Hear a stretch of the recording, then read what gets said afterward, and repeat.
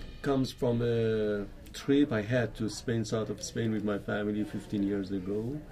I was there, and one day in the street, my daughter was very small at that time, and she saw photos of a girl on the wall in the street, and asked my interpreter, who is her? And he explained us it's a kidnapping story, and she was afraid about this whole trip. And from that time, I was thinking about this situation when a family, they lose a kid or one member of the family, and it was with me for a long time. And then I had a lot of trips to Spain, and little by little this story, it grew up. My character is a Spanish woman that moved like 18 years before, moved to Argentina and created a family there. And she comes back with her children to celebrate the wedding of a sister.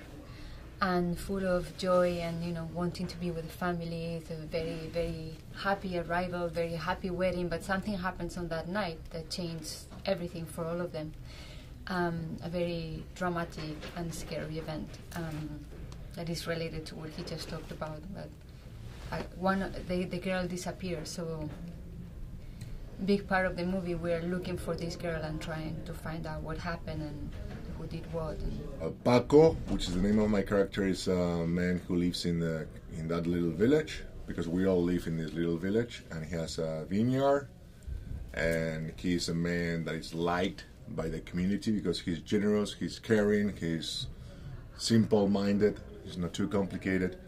And then when the kidnap happened, I think is the reason for all these families and characters to face their own past, their common past, and the fears, the ghosts, the desires, the wishes, the guilt that comes out of that. I think the kidnapping story is just an excuse to really put the humanity of those characters in front of each other. When you go to other culture, other country, where you don't know there, you need a link connection, and when you go there, if you go there without any connection, without any friend there, you can't stay a long time. But when I went there with Javier and Penelope, they help a lot. For me, they are more than actors in my film, because all the time I was checking with them, is it Spanish, this line is, and they help a lot. And it was, because it was a very good experience for me. It was like a dream, 1 year dream in my life. And I learned a lot by them, from that culture, that crew. It was like a teamwork, and right thing in working together. And I appreciate it. He doesn't judge anything or any of his characters, and there is so much wisdom, and he shares that with you all the time. So for 5 years we were talking to him and feeling so lucky to be able to spend time with him. We admire him so much for all his work that he's done in the past, and it's been very intense experience, but very wonderful. Like, he's very demanding, but I say that as a compliment.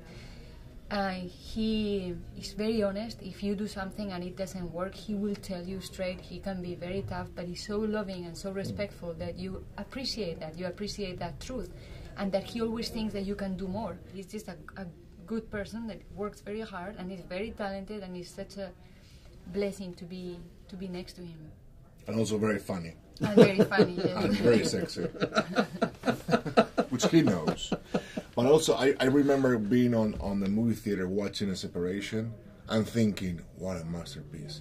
If only one day I could have worked with somebody like him. And I said, that's not going to happen. You don't speak Iranian. I don't think you can move to Iran to shoot movies. You don't speak the language. Okay, and then he comes to Spain. What a miracle that is. So it was a blessing. It was a blessing for all the crew that we were there in Spain to work with such an amazing director and person.